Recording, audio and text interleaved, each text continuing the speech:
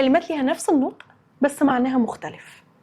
رقم 1 pair وpair. pair الأولى معناها زوج من حاجة، زي مثلا لما نقول I bought a new pair of shoes. أنا اشتريت جزمة جديدة. وpair التانية معناها كمثرى.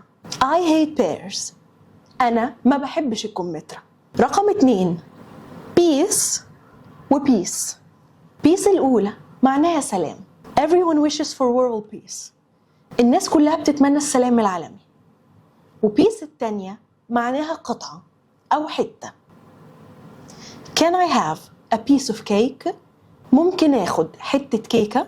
رقم 3 sun وsun. sun الأولى معناها شمس. The sun is very bright today. الشمس ساطعة قوي النهاردة.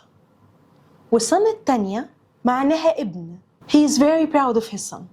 هو فخور جدا بابنه. آخر حاجة معانا النهاردة هي روستر وروستر. روستر الأولى معناها قائمة أسماء، زي قائمة فريق رياضي أو قائمة أسماء الموظفين. The coach checked the team roster.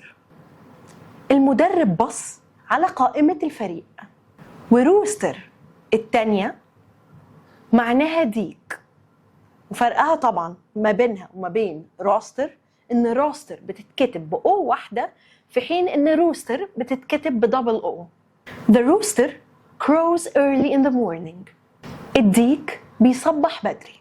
This is Premier English by سارة، ودي كانت كلمات ليها نفس النطق بس معانيها مختلفة.